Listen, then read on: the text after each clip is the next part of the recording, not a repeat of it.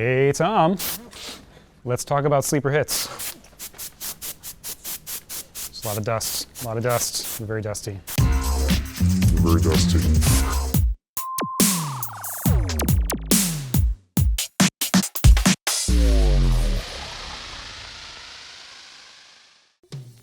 So yeah, sleeper hits, you know. I mean, we all know about the big games that are releasing this year. We've done a lot of big coverage on it.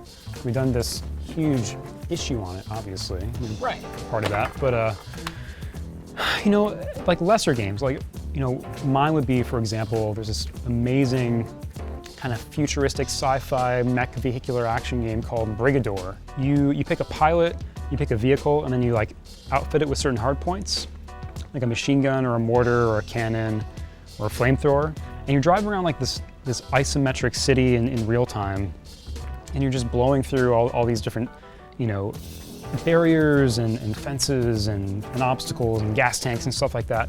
And just has like a very Desert Strike kind of vibe. I don't know if maybe that's too old for you, Tom. Like I might be a little young for in the Desert 90s, Strike. like isometric action games like on the Genesis and DOS and stuff like that.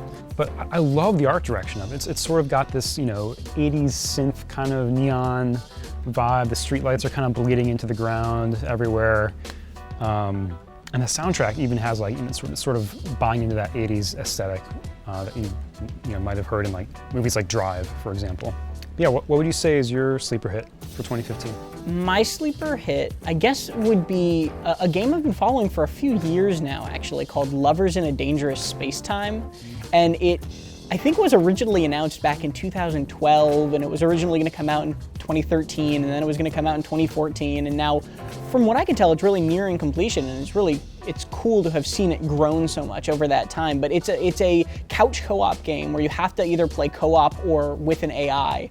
And it's even more neon than I think Brigador is. It's like very, very bright, and you're running around with your partner in this tiny little spaceship, and there are different stations that you have to command, kind of like on the bridge of your ship. And the idea that I love about it is there's always basically one or two more things to do than you have people to do. So you need someone to drive if you want to move, or you need someone to man a gun on each side of your ship if you want to shoot. And there's a shield that you have to like actively move around to defend only a certain part of your ship.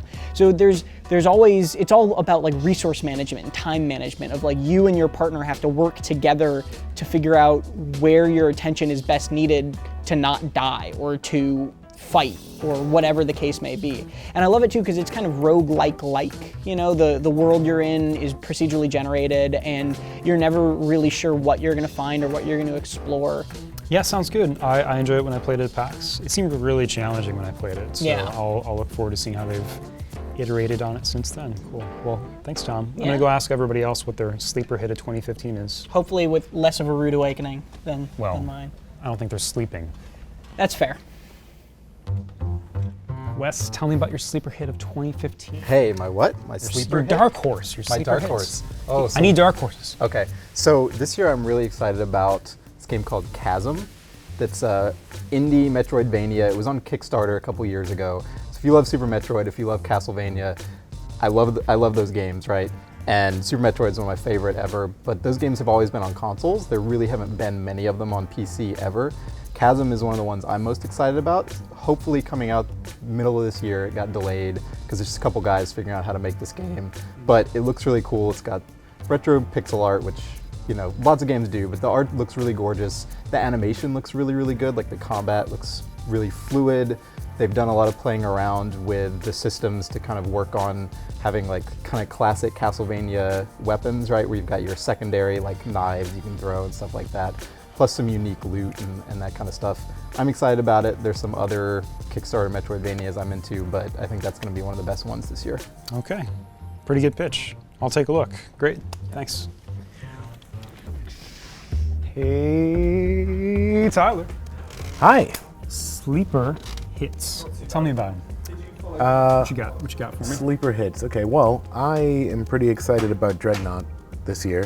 Dreadknot. I think, you know, there was some previews. I did a preview last year, but it's not getting like a huge amount of attention. I think it could be really, really cool. It's It will eventually be like a free-to-play giant spaceship battle thing where it's like that fantasy, that Battlestar fantasy of instead of the TIE fighter, I have this massive capital ship, you know. I think it's a risky choice for me to say it's going to be a sleeper hit because it's a competitive free-to-play game, and it's like, hey, remember Hawken? You know, like, and I don't know what's going on with that game. Maybe it's like sustaining itself, right, with whatever community it has. But I remember you and I specifically thinking this is going to be big. Stoked for Hawken. I mean, we have a lot of appreciation for that game, but it didn't really catch on. Yeah. Yeah, and it's like, you know, when you jump into that free-to-play competitive multiplayer Tribes, space, another one. Sorry, that just didn't become this esports sensation, you know. And maybe that's some mismanagement on the part of Hi-Rez, or maybe it just wasn't the right game to catch on at the time. So it's kind of always a question when games like these come out. Is it going to be like League of Legends, or is it going to be like a subreddit with 2,000 subscribers, and that's its fate? But you know, I think it's I don't know, strangely unexplored, the giant spaceship combat thing until recently. We're seeing a lot of games, so yeah, space is back. Yeah, thank goodness. All right, well, thanks for digging that up for me.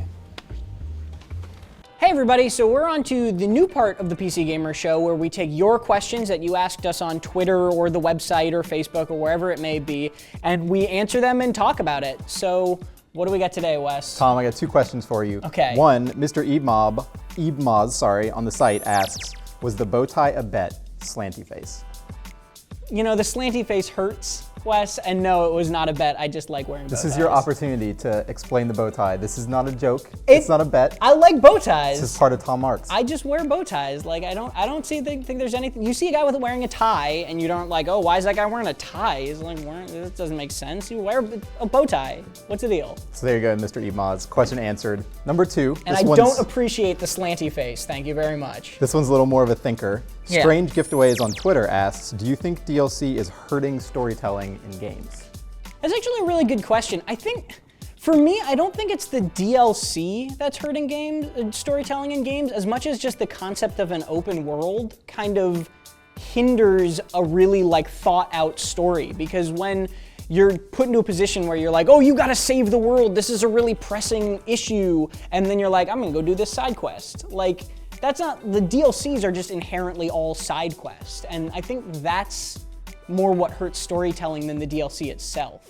I'm gonna say yes, absolutely, in some cases. Obviously not all cases. There's DLC that doesn't hurt anything, but narrative-driven DLC, I think, can hurt a game. For example, in Mass Effect 3, Javik was a character who had a really kind of important backstory that tied into that game, but they made him a DLC character, and it really felt like his story should have been in there from the beginning, should have been a core part of the game.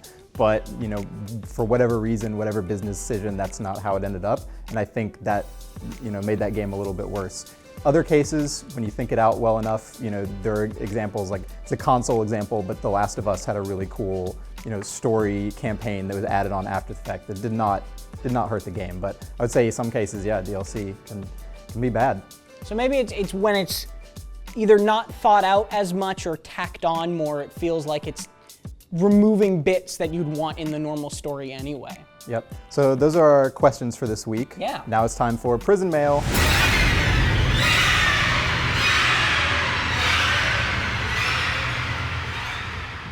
So for those of you who don't know, we get letters from people all over the world, and some of those people happen to be incarcerated. So this letter is from Tyler at San Quentin State Prison. What does Tyler have to say?